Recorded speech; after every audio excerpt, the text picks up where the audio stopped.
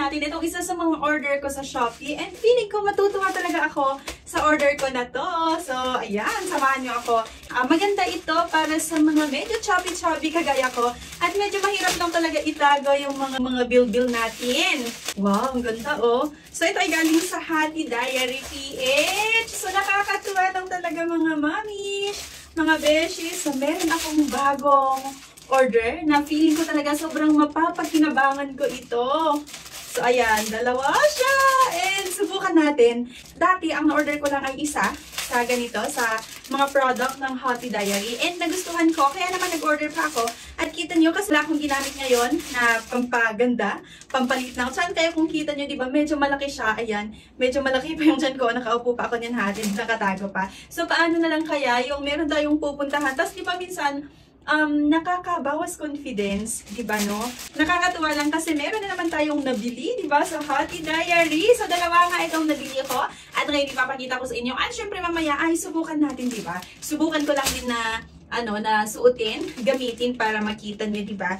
Kung ano yung pagkakaiba nung wala tayong suot na ganito versus sa meron. So, ito na nga. Ito na siya. Nakuna nga ay ito, oh, di ba? So, ayan, ay, ang ganda. So, ayan, di ba, nakakatuwa lang may ganito pa sila, oh. So, ayan, eto nga yung una. Di ba, nakakatuwa, mga mi?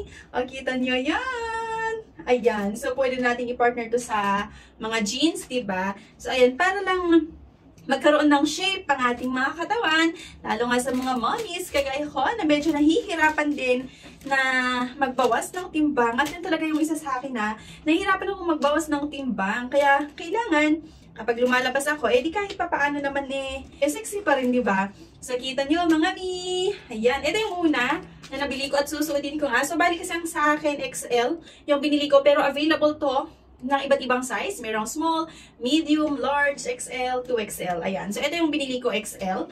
Ito yung una. At ang pangalawa nga na gagamitin natin ay, pagkita ko sa inyo, ay ito naman. Yes! Di ba? Ang ganda!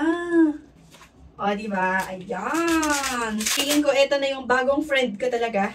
Bagong best friend ko. Ganito siya, mga mi. At yun nga, gagamitin natin to.